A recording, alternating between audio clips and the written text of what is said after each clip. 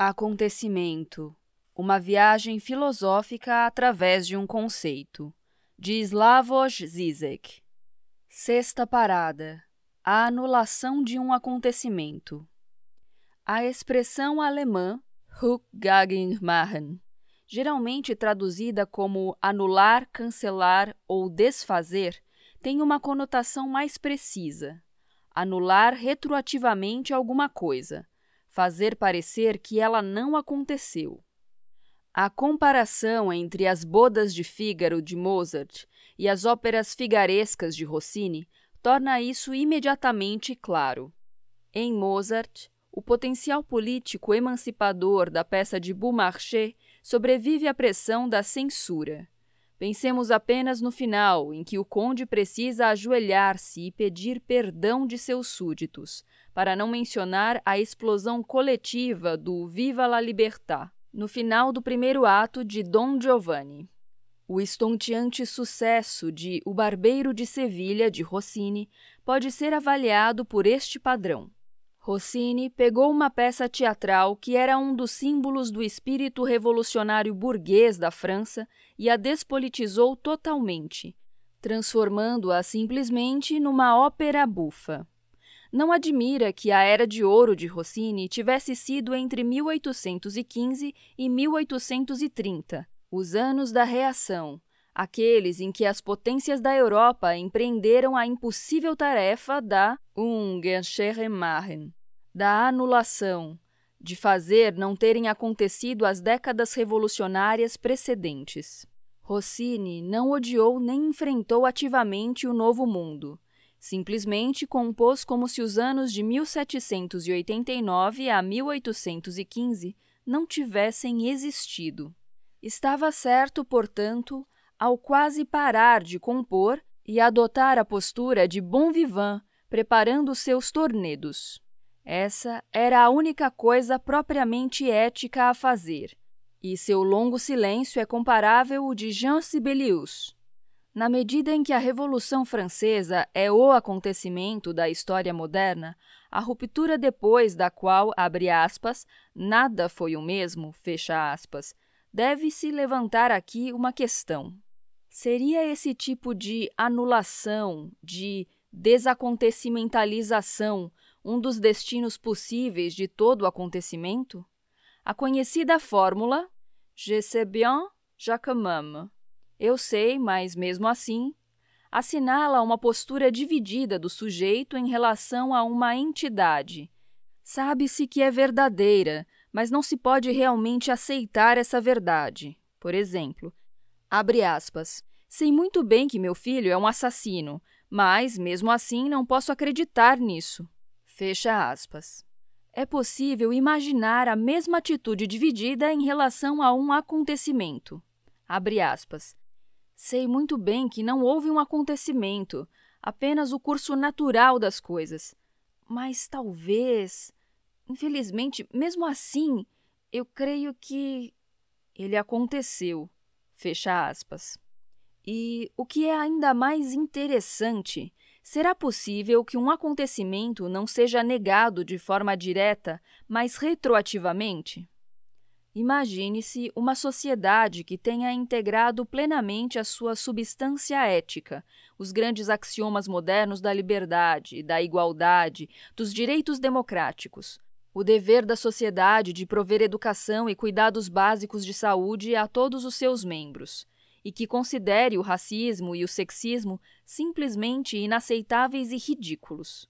Não há necessidade sequer de argumentar contra, digamos, o racismo, de vez que qualquer um que o advogue abertamente é de imediato percebido como um estranho excêntrico que não pode ser levado a sério.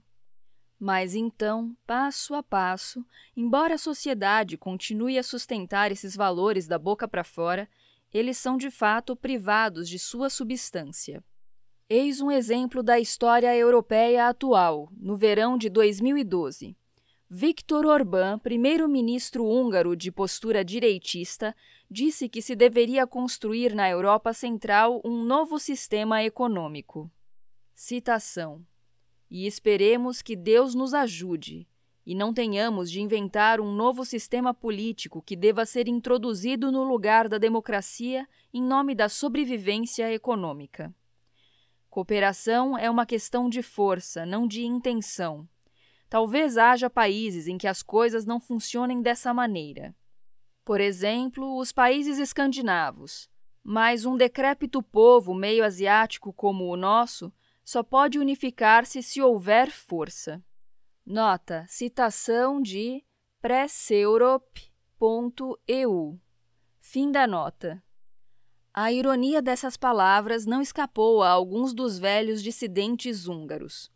Quando o exército soviético marchou sobre Budapeste para esmagar o levante anticomunista de 1956, as mensagens repetidamente transmitidas ao Ocidente pelos indefesos líderes húngaros foi, abre aspas, estamos aqui defendendo a Europa, fecha aspas, dos comunistas asiáticos, é claro.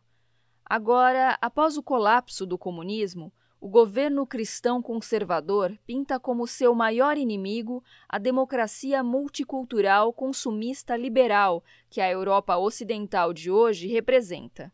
E clama por uma nova ordem comunitária mais orgânica para substituir a turbulenta democracia liberal das 2 últimas décadas. Da mesma forma que os fascistas falavam do complô bolchevista plutocrático, ex-comunistas e democratas liberais burgueses são percebidos como 2 faces do mesmo inimigo. Não admira que Orbán e alguns de seus aliados manifestem repetidamente suas simpatias pelo, abre aspas, capitalismo com valores asiáticos, fecha aspas, chinês, enxergando no autoritarismo asiático a solução contra a ameaça dos ex-comunistas. Assim, se o governo Orbán se vir sob uma excessiva pressão da União Europeia, podemos imaginá-lo enviando uma mensagem à China, abre aspas, estamos aqui defendendo a Ásia, fecha aspas. O caso da Hungria, contudo, é apenas um incidente menor no processo global de desacontecimentalização que ameaça os próprios fundamentos de nossas conquistas emancipatórias. Tomemos um exemplo vindo do outro lado de nosso mundo ocidental. Eis como, numa carta ao Los Angeles Times, a diretora Kathryn Bigelow justificou a visão descompromissada de seu filme A Hora Mais Escura sobre os métodos de tortura usados por agentes do governo americano para encontrar e matar Osama Bin Laden. Abre aspas. Aqueles que, como nós, trabalham no mundo das artes sabem que retratar não é endossar. Se assim fosse, nenhum artista poderia mostrar práticas desumanas, nenhum ator poderia escrever sobre elas e nenhum cineasta poderia explorar os temas espinhosos de nossa época. Fecha aspas. Nota: ver o site do latimes.com. Fim da nota. É mesmo? Sem agir como idealistas moralistas abstratos e tendo plena consciência das urgências imprevistas da luta contra ataques terroristas, não deveríamos pelo menos acrescentar que torturar um ser humano é em si mesmo algo tão profundamente abominável que apresentá-lo com neutralidade, ou seja, para neutralizar sua dimensão abominável, já é um tipo de endosso? Mais precisamente, o dilema é: como se mostra a tortura? De vez que o tema é tão sensível, qualquer espécie de neutralidade real na textura do filme é aqui uma farsa. Sempre se pode discernir certa postura diante do assunto. Imaginemos um documentário sobre o Holocausto, apresentando-o de maneira fria e desinteressada, como uma grande operação industrial logística, tratando de problemas técnicos, transporte e eliminação dos corpos, prevenção do pânico entre prisioneiros que serão submetidos à câmara de gás, etc. Um filme assim iria encarnar uma fascinação perversa e profundamente imoral pelo seu tema, ou iria contar com a própria neutralidade obscena de seu estilo para provocar consternação e horror nos espectadores. Onde está Bigelow aqui? Definitivamente e sem sombra de dúvida do lado da normalização da tortura. Quando Maya, a heroína do filme, testemunha pela primeira vez uma sessão de afogamento, fica um pouco chocada, mas logo aprende o jogo. Mais adiante no filme, ela chantageia friamente um prisioneiro árabe de alto nível. Abre aspas. Se você não falar, vamos entregá-lo a Israel. Fecha aspas. Sua perseguição fanática a Bin Laden ajuda a neutralizar quaisquer remorsos morais comuns.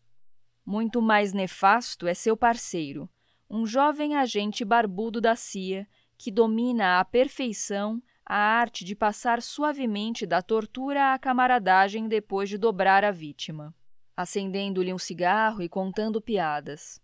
Há algo profundamente perturbador no modo como, mais adiante no filme, ele passa suavemente do papel de torturador barbudo vestindo jeans ao de burocrata bem vestido de Washington. Isso é a normalização em seu estado mais puro e eficiente. Um pouco de desconforto, mais pela sensibilidade ferida do que pela ética, mas o trabalho precisa ser feito.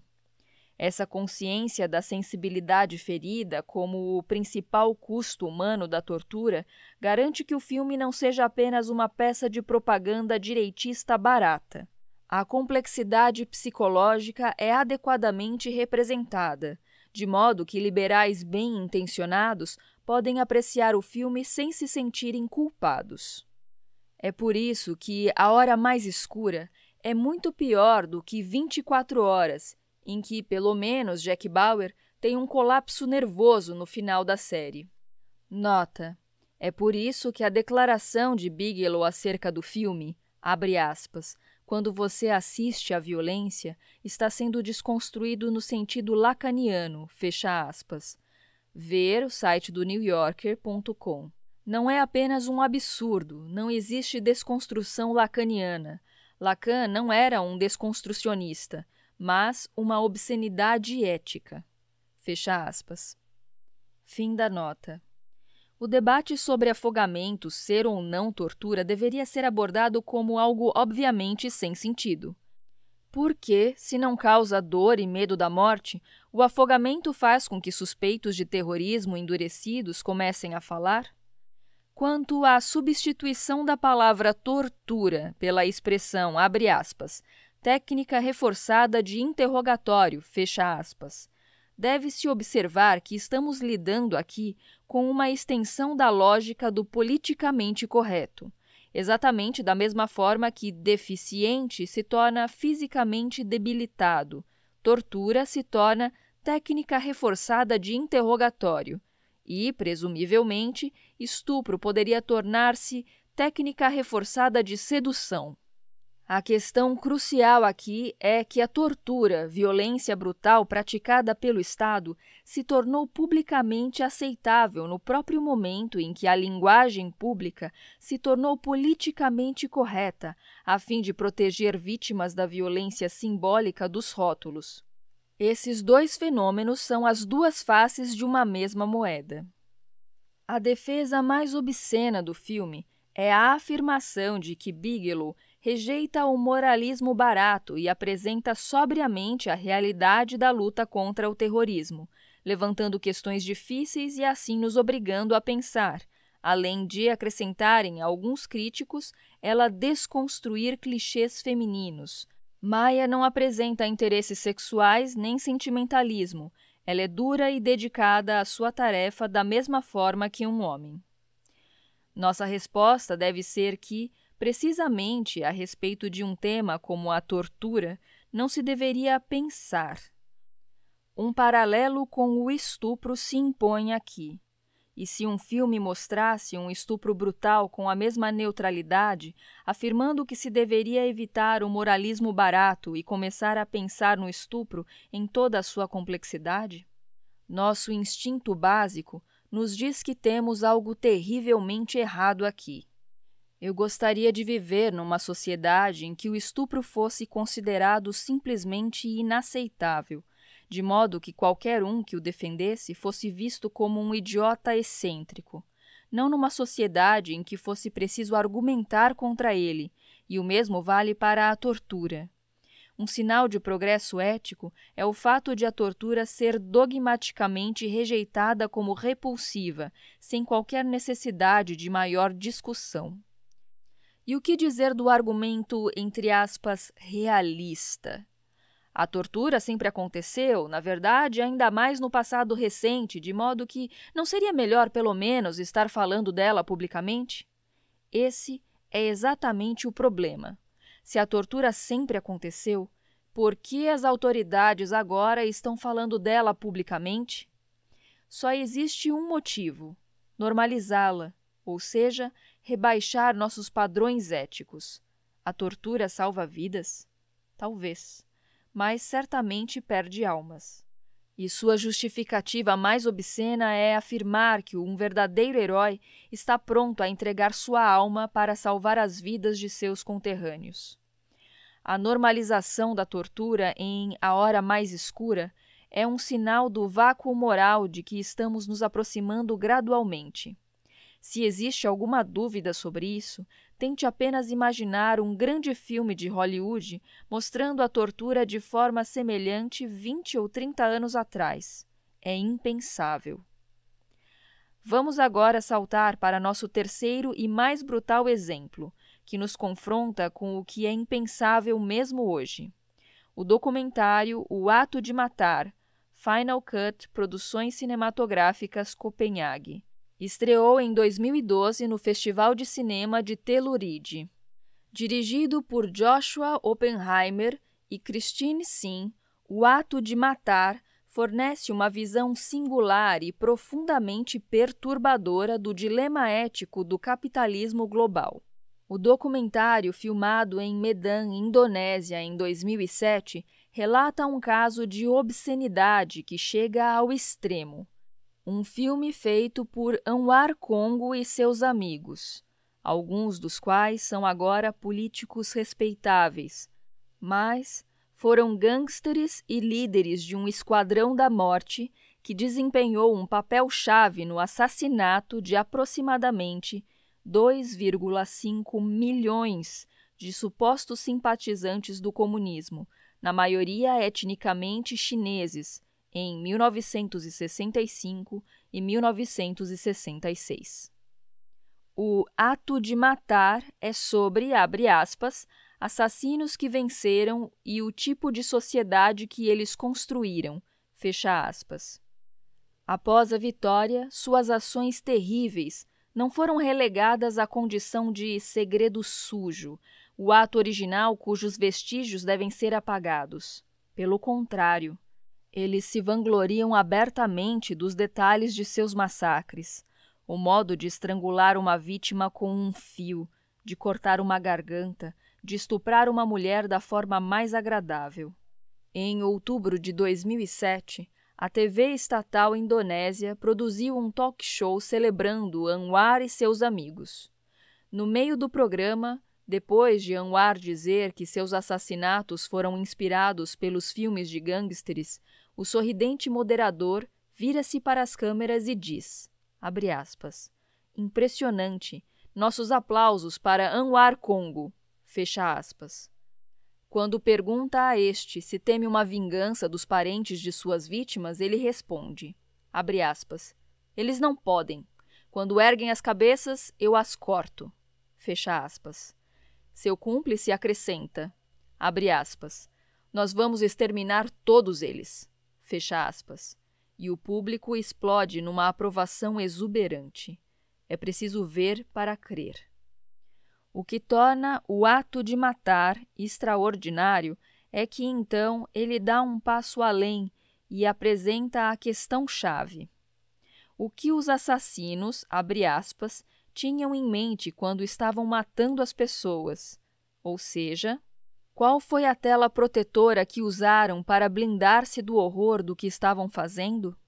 Nota: citação do material de publicidade da Final Cut Film Productions. Fim da nota. A resposta é que essa tela protetora que evitou uma crise moral mais profunda foi a tela do cinema.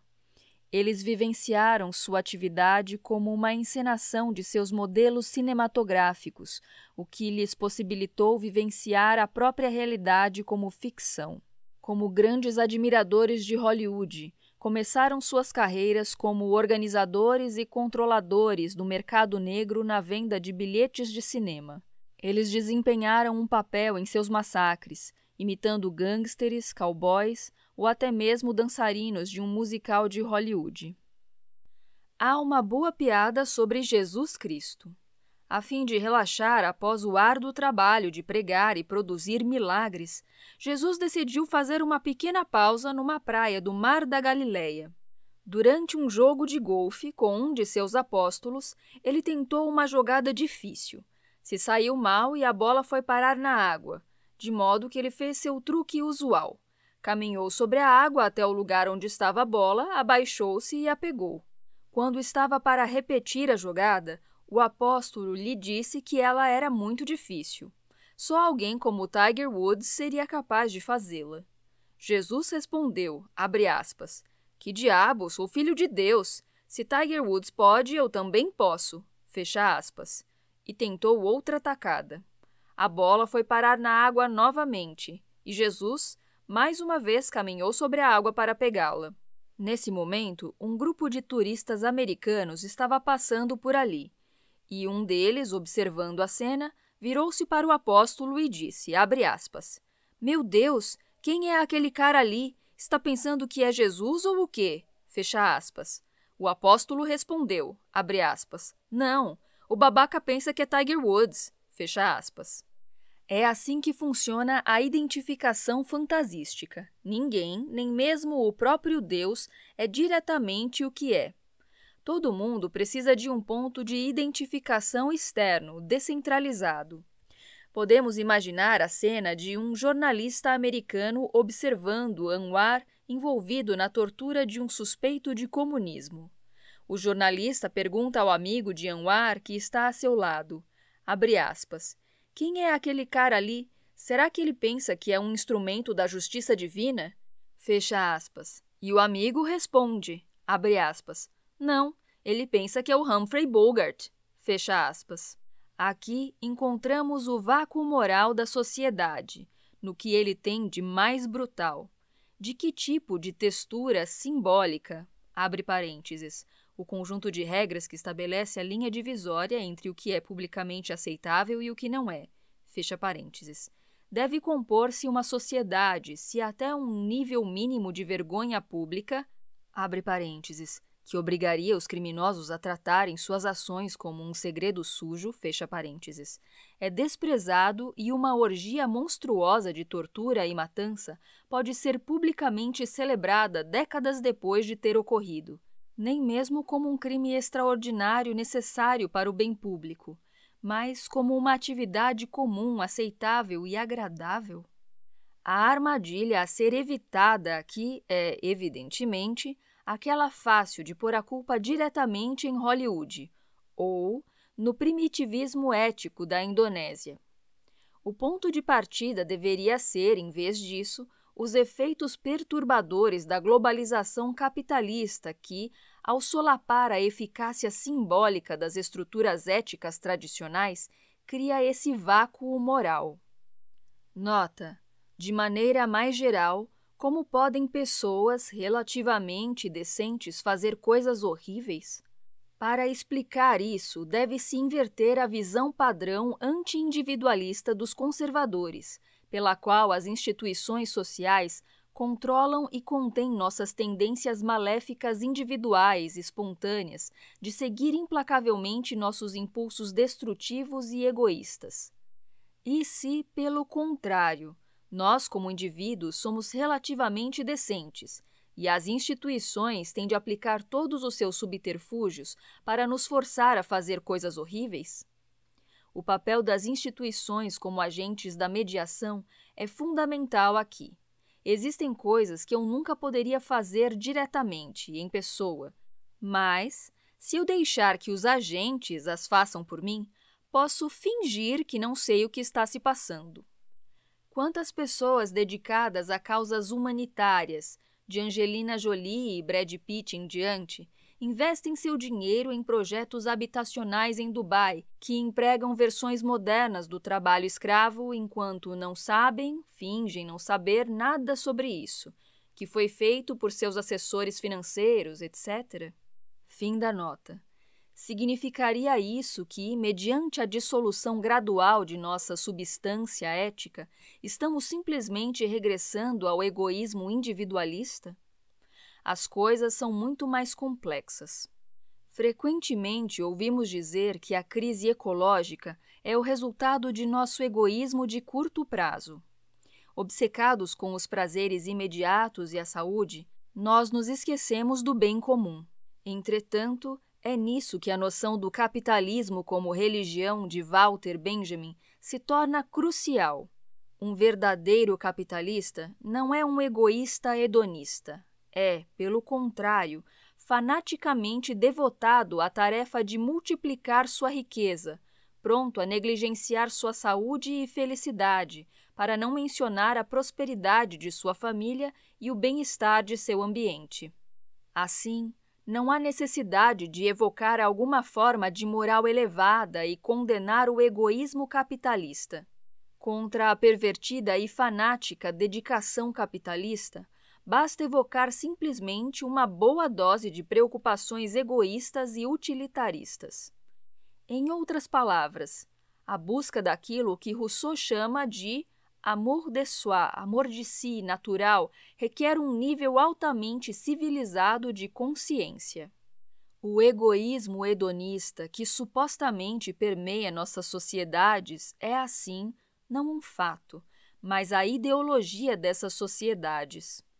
A ideologia filosoficamente articulada em Fenomenologia do Espírito de Hegel, perto do final do capítulo sobre a razão, sob o nome de Das geistige Tierreich, o reino espiritual dos animais, termo criado por Hegel para designar a moderna sociedade civil em que os seres humanos são envolvidos numa interação autointeressada.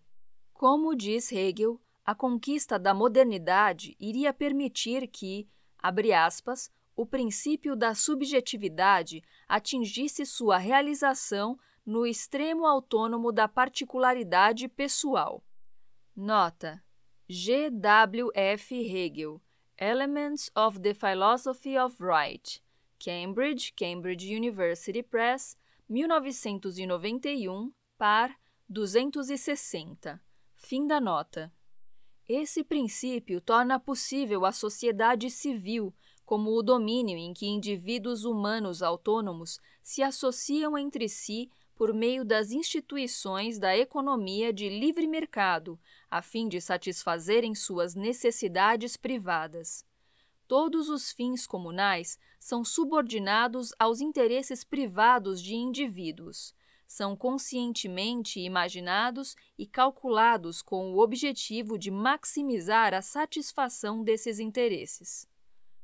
O que interessa para Hegel aqui é a oposição entre privado e comum percebida por aqueles em que ele se baseia, Mandeville, Adam Smith, assim como por Marx. Indivíduos percebem o domínio comum como algo que deve servir a seus interesses privados, como um liberal que pensa no Estado como protetor da liberdade e da segurança privadas, ao passo que, ao perseguirem esses objetivos restritos, indivíduos efetivamente atendem aos interesses comunais. A tensão propriamente dialética surge aqui quando tomamos ciência de que quanto mais indivíduos agem de forma egoísta, mais contribuem para a riqueza comum. O paradoxo é que, quando indivíduos desejam sacrificar seus interesses privados restritos e trabalhar diretamente para o bem comum, o que sofre é o próprio bem comum. Hegel adora contar anedotas históricas sobre um bom rei ou príncipe, cuja própria dedicação ao bem comum leva seu país à ruína. A novidade propriamente filosófica de Hegel foi aprofundar a determinação dessa contradição, segundo as linhas de tensão entre o animal e o espiritual. A substância espiritual universal, o trabalho de todos e de cada um, surge como resultado da interação mecânica dos indivíduos. O que isso significa é que a própria animalidade do animal humano autointeressado, abre parênteses, o indivíduo que participa da complexa rede da sociedade civil, fecha parênteses, é o resultado do longo processo histórico de transformação da sociedade hierárquica medieval na sociedade burguesa moderna. É, assim, a própria concretização do princípio da subjetividade, o posto radical da animalidade que acarreta a reversão da subjetividade em animalidade. Hoje em dia, vestígios dessa mudança podem ser detectados por toda a parte, especialmente nos países asiáticos em processo de desenvolvimento acelerado, em que o capitalismo exerce um impacto extremamente brutal. A exceção e a regra, de Bertolt Brecht, um jogo de aprendizagem escrito em 1929 a 1930 para ser apresentado em fábricas e escolas, conta a história de um rico mercador que, com seu carregador, cule, cruza o deserto de Yari, abre parênteses, um dos lugares chineses ficcionais de Brecht, fecha parênteses, para fechar um negócio relativo a petróleo. Quando os dois se perdem no deserto e seu suprimento de água fica escasso, o mercador equivocadamente atira no cule, pensando estar sendo atacado, quando, na verdade, o cule estava lhe oferecendo um pouco de água que ainda tinha na garrafa. Mais tarde, no tribunal, o mercador é absolvido. O juiz conclui que ele tinha todo o direito de temer uma potencial ameaça do cule, de modo que estava justificado em atirar neste para se defender, independente de ter havido ou não ameaça real. Como o mercador e seu cule eram de classes diferentes, aquele tinha todos os motivos para esperar deste o ódio e a agressão. Essa é a situação típica, a regra, enquanto a gentileza do cule foi uma exceção.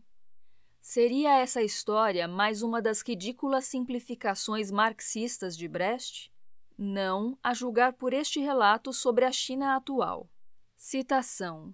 Em Nanjing, meia década atrás, uma mulher idosa caiu ao pegar um ônibus. Reportagens de jornais nos contam que a mulher, de 65 anos, quebrou a bacia. Naquele momento, um jovem foi ajudá-la. Vamos chamá-lo de Peng Yu, pois esse é seu nome. Peng Yu deu à mulher 200 RMB, à época suficientes para comprar 300 passagens de ônibus, e a levou para o hospital. Depois permaneceu com ela até a família chegar. Esta processou o jovem pedindo uma indenização de 136.419 RMB.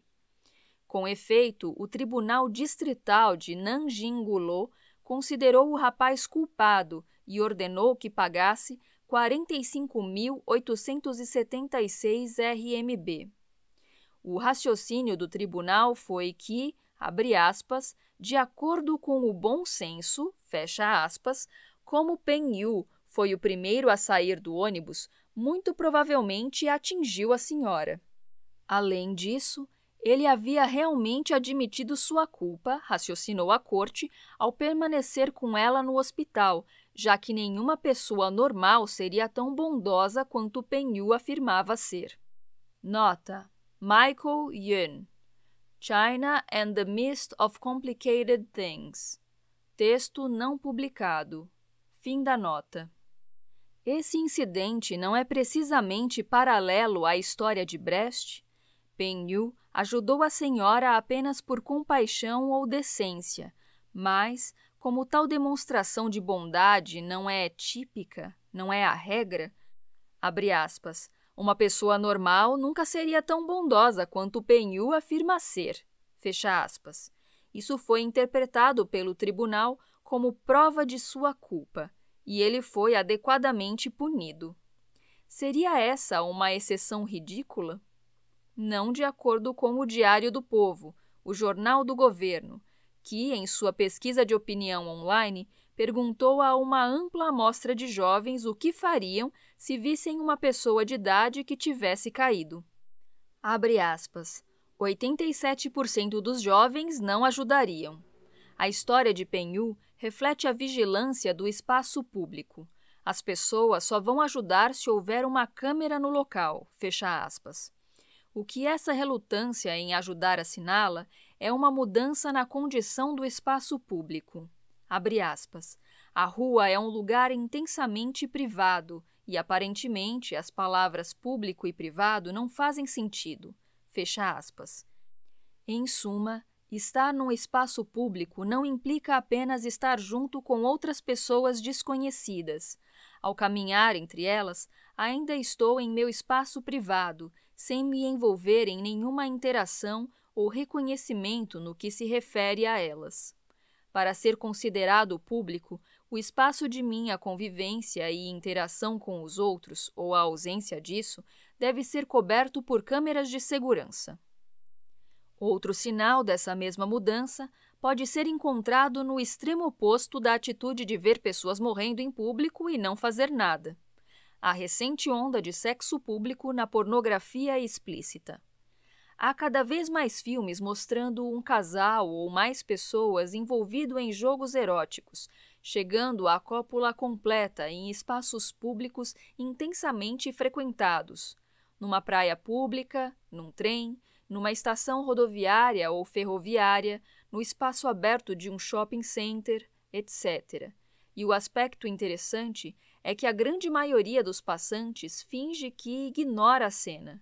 Uma minoria lança um olhar discreto sobre o casal e um número menor ainda faz observações sarcásticas obscenas. Uma vez mais, é como se o casal copulando permanecesse em seu espaço privado, de modo que não devêssemos nos preocupar com suas intimidades. Isso nos traz de volta ao reino espiritual dos animais de Hegel, ou seja, quem efetivamente se comporta dessa forma, passando por pessoas morrendo em abençoada ignorância ou copulando na frente dos outros? Animais, é claro. Esse fato não implica de forma alguma a conclusão ridícula de que estamos, de alguma forma, regredindo ao nível animal. A animalidade com que estamos lidando aqui, o egoísmo desumano de cada um dos indivíduos que busca satisfazer seus interesses privados, é o resultado paradoxal da mais complexa rede de relações sociais, trocas de mercado, mediação social da produção, e o fato de os próprios indivíduos serem cegos a essa rede complexa aponta para seu caráter ideal, entre aspas, espiritual. Numa sociedade civil estruturada pelo mercado, a abstração governa mais que em qualquer outro momento da história da humanidade. Hoje em dia, frequentemente se diz que, com nossa exposição total à mídia, a cultura das confissões públicas e os instrumentos de controle digital, o espaço privado está desaparecendo. Deveríamos negar esse lugar comum com a afirmação oposta. É o espaço público propriamente dito que está desaparecendo.